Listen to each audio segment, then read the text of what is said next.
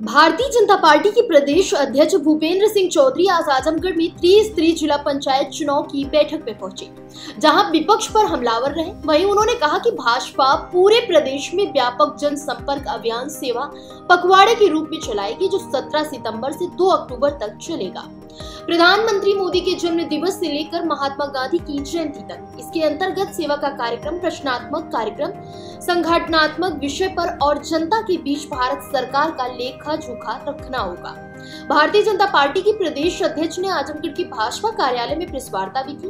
उन्होंने बताया कि भाजपा एक पखवाड़े तक जो नरेंद्र मोदी के जन्म दिवस से लेकर महात्मा गांधी और लाल बहादुर सिंह की जयंती तक जनता के बीच जनसंपर्क अभियान चलाएगी।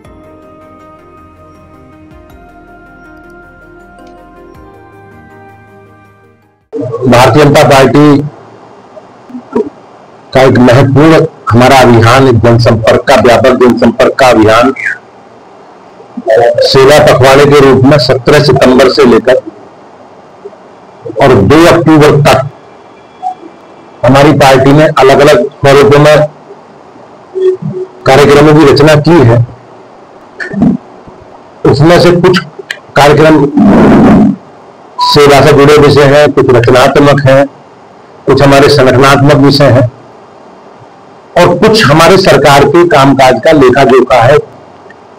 उस सारे अभियानों को लेकर हम जनता के बीच में 17 तारीख से और 2 अक्टूबर तक महात्मा गांधी जी की, लाल बहादुर शास्त्री जी की जयंती तक एक सेवा पखवाड़े के रूप में हमने कार्यक्रमों की रचना की है।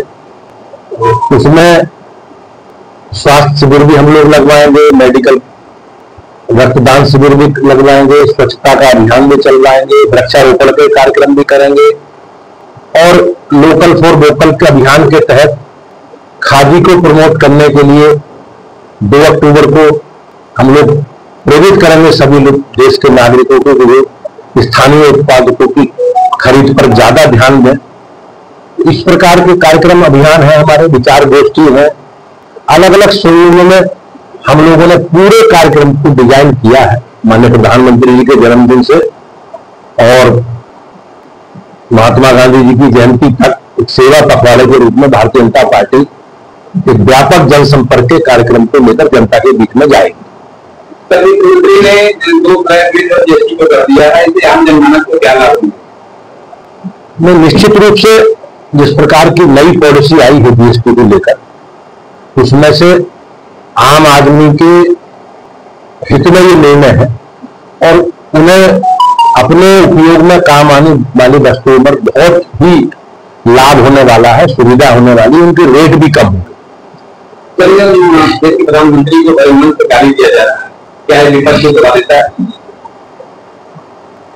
कांग्रेस का और विपक्ष के लोगों का जो दृष्टिकोण है उसमें कहीं ना कहीं हताशा कहीं ना कहीं स्पष्ट होती है। कांग्रेस के लोग ये मान चुके हैं कि हमारी ये संपत्ति है देश और हम लोग ही देश का संचालन करेंगे।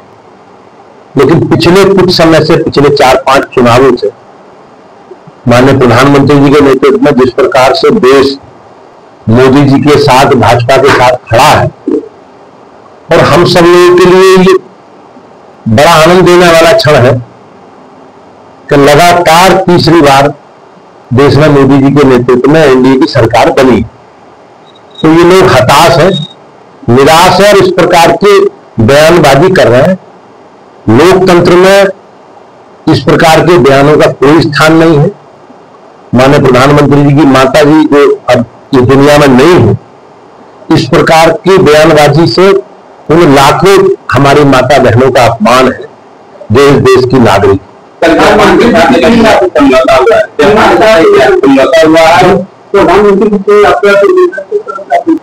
मैंने प्रधानमंत्री जी का एक सम्मिलित में वहां जाना हुआ और देश के हितों को लेकर जिस प्रकार से माननीय प्रधानमंत्री जी ने वो अपनी बात रखी है मंच पर, तो निश्चित रूप से कहीं ना कहीं ये प्रदर्शित होता है कि माननीय प्रधानमंत्री जी के नेतृत्व में हमारी सरकार देश के 140 करोड़ लोगों के नागरिकों के हित में ध्यान में रखकर हमने अपनी विदेश नीति बनाई है और हम पूरी मजबूती के साथ उसके साथ खड़े हैं।